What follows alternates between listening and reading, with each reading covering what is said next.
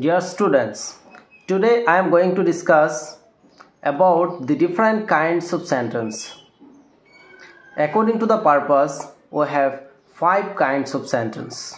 The first is assertive sentence, then interrogative sentence, imperative sentence, exclamatory sentence, and optative sentence. তো আমি এই বাক্যখিনি এই সেন্টেন্সখিনি এটা ডিসকাশন কৰিম। First is a assertive sentence. Assertive sentence বা declarative sentence অসমীয়াত তাক বৰ্ণনামূলক বাক্য বুলি কোৱা হয়। তো assertive sentence কাক কয়? কিছুমান বাক্যই বৰ্ণনা কোনো এটা বিষয় কোনো এটা ঘটনা বৰ্ণনা কৰে। যেনেকৈ the earth is a planet, পৃথিৱী এটা গ্ৰহ বৰ্ণনা কৰিছে। Man is mortal, মানুহ মৰণশীল। Guwahati is a city। তো এই বাক্যবিলাকত একোটা ঘটনা বা বিষয় বৰ্ণনা কৰা হৈছে। গতিকে যিবিলাক বাক্যই কোনো এটা ঘটনা কোনো এটা বিষয় বৰ্ণনা কৰিছে তাকে আমি assertive sentence বুলি ক'ব পাৰোঁ। এই সেন্টেন্সবিলাক এফাৰ্মেটিভ বা নেগেটিভ হ'ব পাৰে। যেনে ৰাম ইজ এ গুড বয়, ৰাম এজন ভাল ল'ৰা, এইটো ৰামৰ বিষয়ে বৰ্ণনা কৰিছে। Ram is not a good বয়, ৰাম এজন ভাল ল'ৰা নহয়, এইটো এটা ঘটনা বৰ্ণনা কৰিছে। গতিকে যিবিলাক বাক্যই কোনো এটা বিষয় কোনো এটা ঘটনা বৰ্ণনা কৰিব সেই বাক্যটোকে আমি assertive sentence বা বৰ্ণনামূলক বাক্য বুলি কম।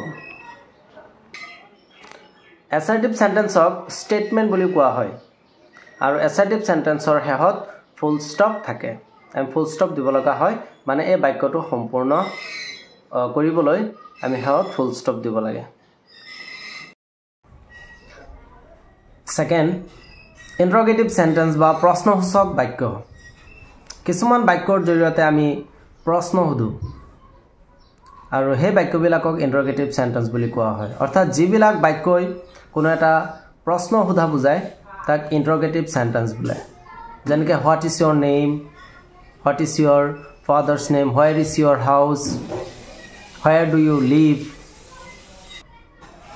Is he a good boy, did you go' to school. তো এই বাক্যবিলাকত একোটা প্ৰশ্ন সোধা হৈছে। গতিকে এই বাক্যবিলাকক ইন্টাৰগেটিভ সেন্টেন্স বা প্ৰশ্নসূচক বাক্য বুলিও কোৱা হয়। ইন্টাৰগেটিভ সেন্টেন্সৰ শেষত কুৱেশ্যন মাৰ্ক বা প্ৰশ্নবোধক চিন ব্যৱহাৰ কৰিব লাগে, প্ৰশ্নবোধক চিন দিব লাগে।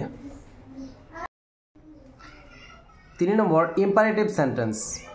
ইম্পাৰেটিভ সেন্টেন্স কাক কোৱা হয়? যিবিলাক বাক্যই আদেশ অৰ্থাৎ অৰ্ডাৰ, উপদেশ অৰ্থাৎ এডভাইচ আৰু অনুৰোধ অৰ্থাৎ ৰিকুৱেষ্ট বুজায় সেই বাক্যবিলাকক আমি ইম্পাৰেটিভ সেন্টেন্স বুলি ক'ব পাৰোঁ। যিবিলাক বাক্যই আদেশ অনুৰোধ আৰু উপদেশ বুজায়, এডভাইচ অৰ্ডাৰ এণ্ড ৰিকুৱেষ্ট, সেই সেন্টেন্সবিলাকক আমি ইম্পাৰেটিভ সেন্টেন্স বুলি ক'ব পাৰোঁ। আৰু ইম্পাৰেটিভ সেন্টেন্স যেনে go there at once, do not run in the sun, please give me a glass of water. গতিকে ইয়াত please give me a glass of water এইটো অনুৰোধ বুজাইছে, গো দেয়াৰ এট ওৱান্স এইটো অৰ্ডাৰ বুজাইছে, আৰু do not run in the sun যে ৰ'দত দৌৰি নাথাকিবা এইটো বুজাইছে, উপদেশ দিয়া বুজাইছে। গতিকে আদেশ উপদেশ আৰু অনুৰোধ সূচক বাক্যবিলাক সদায় ইম্পাৰেটিভ সেন্টেন্সত হয় আৰু ইম্পাৰেটিভ সেন্টেন্সৰ শেষত ফুল ষ্টপ বহে আৰু ইম্পাৰেটিভ সেন্টেন্সত ভাৰ্ব সদায় প্ৰেজেণ্ট ফৰ্ম হয় আৰু ইম্পাৰেটিভ সেন্টেন্সত সাবজেক্ট ইউ যিটো এইটো সদায় উজ্জ্বল হৈ থাকে। 4 নম্বৰ অপটেটিভ সেন্টেন্স অৰ্থাৎ ইচ্ছা আকাংক্ষা বা প্ৰাৰ্থনাসূচক বাক্য।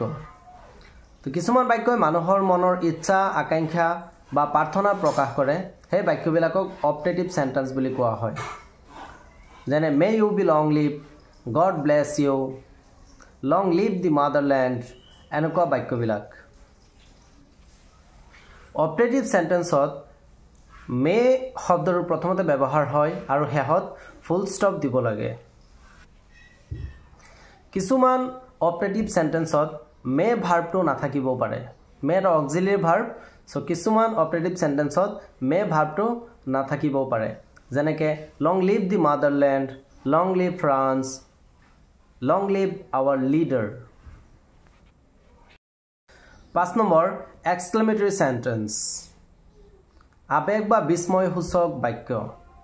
কিছুমান সেন্টেন্সে আমাৰ মনৰ আবেগ আমাৰ মনৰ আনন্দ দুখ আদি প্ৰকাশ কৰে সেই বাক্যবিলাকক এক্সক্লেমেটৰী সেন্টেন্স বুলি কোৱা হয় বা বিস্ময়সূচক বাক্য বুলি কোৱা হয় এক্সক্লেমেটৰী সেন্টেন্স সাধাৰণতে হোৱাট বা হাউৰে আৰম্ভণি কৰা হয় আৰু হেহত এক্সক্লেমেশন মাৰ্ক অৰ্থাৎ বিস্ময়সূচক চিন বহুৱাব লাগে